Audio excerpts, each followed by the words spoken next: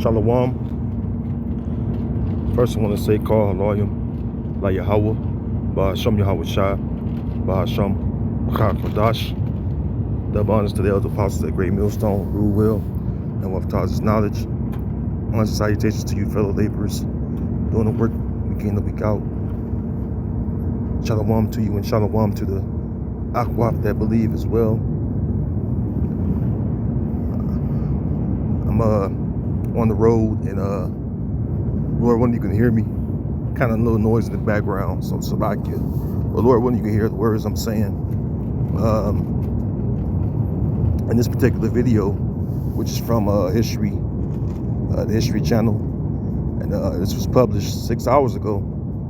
And it's this pilot out of Alaska. He shows pictures of the encounters of the chariots, which Esau calls UFOs, unidentified flying objects. And we know them to be identifiable flying objects because we know that the chariots have always been around, even in ancient times. And in ancient paintings, you can see that the ancient painters would put the chariots into their artwork, all right, as far as painting the description, all right, of the different shapes and sizes of the chariots. So I'm gonna play this little short clip, fair use by the way.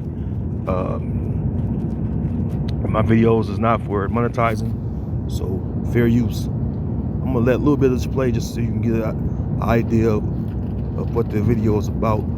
But it's on Ancient Aliens, Alaska's Bizarre UFO Hotspot, Season 19. Like I said, it's 6 hours ago where they made this short video clip. So you brothers out there and you sisters can check it out on the History Channel.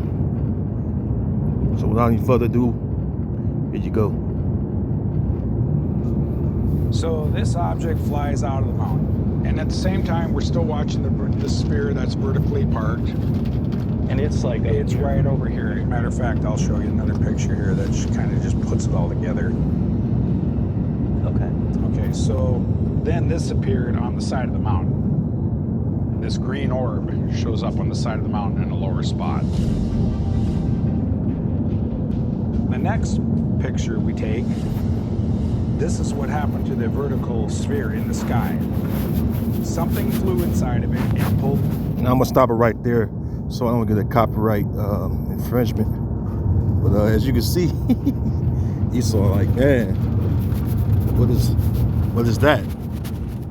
Well, we that know this knowledge, as Israelites that know this knowledge, we know exactly what they are. I want to read a few precepts, and I'm gonna make this real short, Lord willing.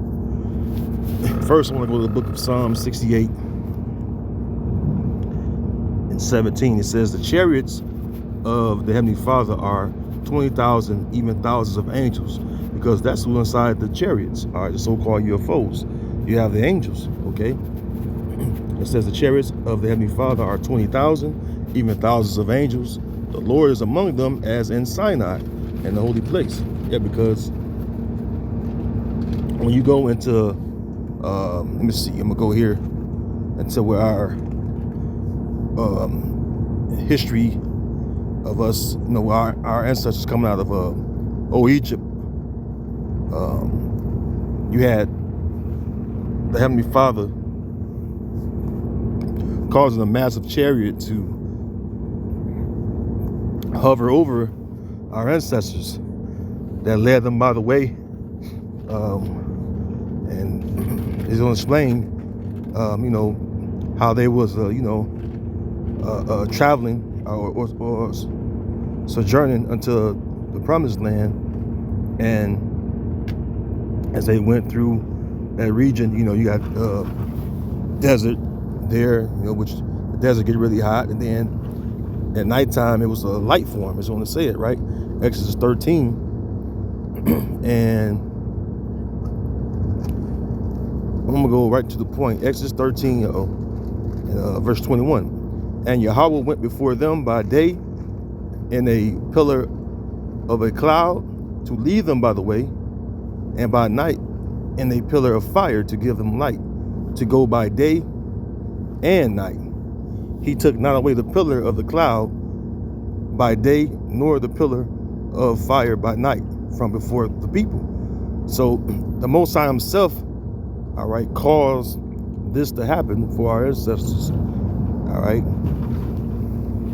showing you that, you know, the Heavenly Father, first and foremost, have always been joined into our people, even when we was known as the sons of the Most High. But here, the Heavenly Father is showing our ancestors favor in the sight of the nations, all right, by leading them by the way, all right, in a massive chariot, all right, sojourning to the promised land. And this is after, you know, the destruction of the Egyptians' kingdom. The Lord had destroyed the Egyptians, all right, and he led our ancestors by the way. Let's go from there to the book of Revelation, because the Most High's Son, Yahweh Shai, which is the Redeemer, all right, known as the Redeemer, all right, he's going to come back in the chariot, all right, because he left in the chariot. The book of Acts, the first chapter, it goes into that. Matter of fact, I'll read that first. The book of Acts 1, because the angels, you know, you know, pretty much, you know, questioned, you know, the Lord's disciples, which became apostles. Now, Acts 1:9, and this is after Yahweh Shai had appeared unto them and talked with them, right? It says, Acts 1:9, and when he had spoken these things, while they beheld, he was taken up. This is after the crucifixion, all right? When he had risen again, you know, keep it in mind. All right, Yahweh Shai came to his disciples, spoken to them, right? It says, and when he had spoken these things while they beheld, he was taken up, and a cloud received him out of their sight, which was a what? A so-called UFO, a chariot, okay? And while they, verse 10, and while they looked steadfastly toward heaven as he went up, behold, two men stood by them in white apparel, which are angels, right? There were two angels. Verse 11, which also said, ye men of Galilee, why stand ye gazing up into heaven? This same Yahweh Shai, which is taken up from you into heaven, shall so come in like manner as ye have seen him go into heaven. Because why? He was going to return. The same way he went up into that chariot, he's going to return in the chariot. Now I'm going to get this one right here in Revelation, the first chapter, and the 7th verse. It says, behold, he being Yahweh Shai, okay? It says, behold, he cometh with clouds, and every eye shall see him. See? Now, what links with that is when he appear, or when he cometh, right? This is what's written in 2nd Ezra, the 13th chapter. I'm not going to read all of it, but I'm going to read the key point, right? 2nd Ezra. And whensoever the voice went out of his mouth, all they burn that heard his voice, like as the earth faileth when it feeleth the fire. And whensoever the voice went out of his mouth, all they burn that heard his voice, like as the earth faileth when it feeleth the fire. Shalakia. I didn't mean to push that. 2nd Ezra 13 and 1. And it came to pass after 7 days, I dreamed a dream by night, and lo, there arose a wind from the sea, that it moved all the waves thereof. Because one thing that Ezra is describing is the firmament, which is also known as waters as well in the scriptures, because the Lord separated the waters. When you go into the beginnings, which is the book of Genesis, it tells you how the Lord separated the waters. All right, you have water in the sky and water that is upon the earth. Okay, it says, and lo, there arose a wind from the sea, that it moved all the waves thereof. And I beheld, and lo, that man waxed strong with the thousands of heaven. Because why? Going back to Psalm 68 again. The chariots of the Lord are 20,000. Hold on, let me get that again. Let's go back to the Psalms. Let's go back to, you know what, I'll get it on the same app because I got that queued up. Let's go back to Psalms again, and we'll go back to 2nd Ezra 13. Psalm 68 and 17, the chariots of the Most High are 20,000, even thousands of angels. See? So he, which was Yahushua, all right, that was seeing the vision of Esdras, he waxed strong with the what? Angels, all right, that were inside the chariots that came from heaven with him, all right, including Michael the archangel, right? It says back in 2nd Esdras 13 and verse 3, and I beheld, and lo, that man waxed strong with the thousands of heavens, the angels, and when he turned his countenance to look, all the things trembled that were seen under him, right? See? Now I'm gonna jump down to verse 6. But I beheld, and lo, he had graved himself a great mountain and flew upon it, because the chariot was so big that it looked, you know, like a shape of a mountain coming out of, you know, the firmament, or out of heaven. That's how large it was. It was big, all right? It was huge. See?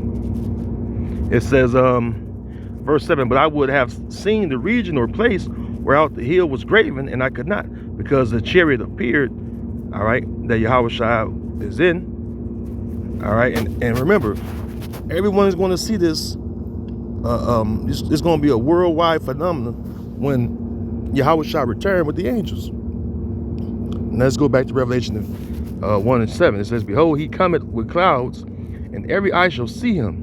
So now we know who's going to come with the clouds, right? And it says every eye shall see him. That's all people that's on the face of the earth. And every eye shall see him, and they also which pierced him. And all kindreds of the earth shall wail because of him. Even so, Amen, or so be true. Because why? He's coming back, all right, to destroy Esau and his kingdom, and also deliver his elect, as it is written in Matthew the 24th chapter. All right, let me get that real quick. All right, Matthew 24. And bear with me, Lord, whether you can hear me. Like I said, I'm traveling up the road. I know it's noisy, but Lord, when you can hear me. Matthew 24 and 30. And then shall appear the sign of the Son of Man in heaven, which the sign is going to be what? When you see him in the chariot, man, with the thousands of angels and the other chariots around him.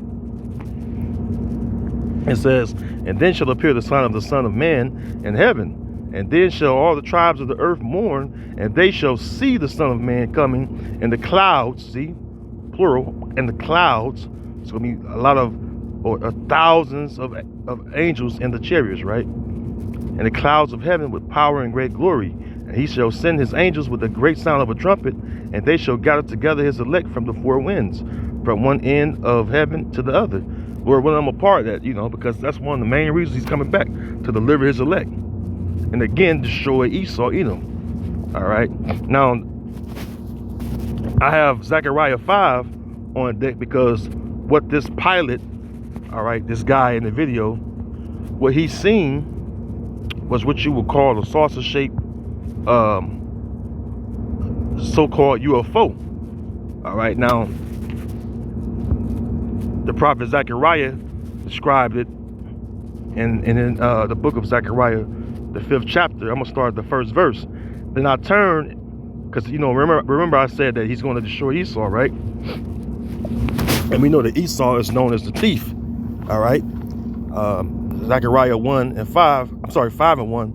Then I turned and lifted up mine eyes and looked, and behold, a flying roll. And he said unto me, what seest thou? And I answered, I see a flying roll. The length thereof is 20 cubits, and the breadth thereof 10 cubits. See? A flying roll, which would be what?